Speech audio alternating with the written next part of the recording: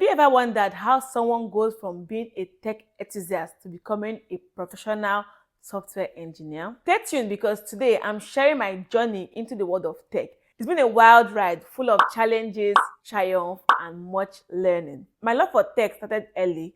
As a kid, I was always fascinated by how things work. I remember taking my toys apart to see what is inside. I know all of us did this, right? If you did it, say hello. I never forgot crying to my dad about getting me my first computer when I was 12, but he didn't. I love sciences, especially mathematics. My passion for tech became stronger when I discovered that tech could give me the privilege of working from home. Like, I'll work at home, work in my PJs, and say no more. That's where I want to be. In university, I majored in computer science and started learning web development on the side. Luckily, I met Mr. Peter, who started soft skill with 5 students, including me, in 2016. He taught us the fundamentals of web development, starting with HTML, CSS. Later that year, during my second year internship program, I chose to attend a programming bootcamp for 6 months. It was overwhelming. We were introduced to many technologies and frameworks, from CSS to JavaScript to Bootstrap to WordPress. After the 6 months, they were even introducing Java, and maybe I think the next week was mobile app development. I was like, whoa. So it was not good because we didn't learn any technology in depth, right? So you can't say that you are good at this, you're good at that. So that just I was disappointed because I wanted at the end of that 6 months I'll become a web developer, right? After the internship, I decided to learn one of them well. At that point, I chose WordPress because it's content management system. It's a CMS, so it's very easy. You don't need to work on any back end. Just get plugins, get themes, put together, and you have a website, right? So I learned WordPress well, and I started making money by building WordPress websites for clients, portfolio websites, company websites, e-commerce websites. That wasn't enough because I wanted to build custom websites and solve real-world problems. I graduated in 2019 and continued from where I left off. I took the self-taught developer path and studied web development courses. I built applications with HTML, CSS, JavaScript. Then I learned React framework. I also learned Material UI, Bomber CSS. As a software engineer, learning is continuous or you risk phasing out.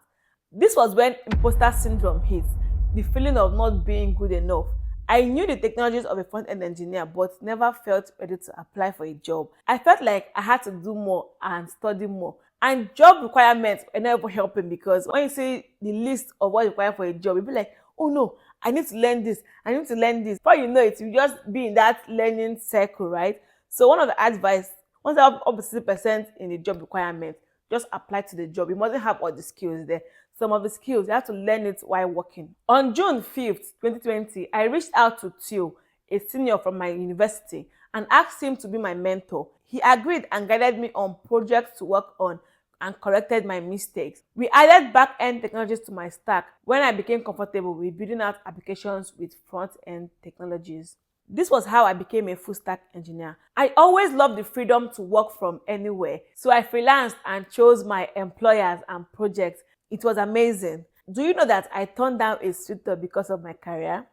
One day the guy called and happily, I told him how I fixed a problem I had, like for maybe 2 days or so. I was on this particular problem and I fixed it.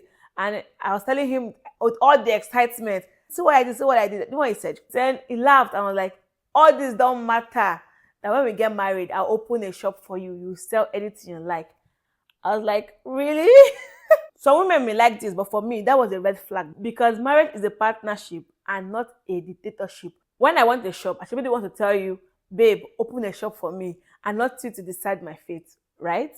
Fast forward to 2022, I married the man of my dreams. He supports my career and aspiration wholeheartedly. We welcomed a baby in 2023. Balancing motherhood and work was quite challenging, but I managed by taking up flexible hour roles and mentoring aspiring software engineers. My baby is 1 and I'm ready to shoot for the stars. The tech journey is never ending. It's a field that's always evolving and there's always something new to learn. If you're watching this and dreaming of a career in tech, remember this: stay curious, embrace challenges, and never stop learning. Feel free to ask me any question about tech and breaking into tech. Don't forget to like, subscribe, and share this video with anyone who needs a bit of inspiration. Let's build the future of tech together. See you in my next video. Bye.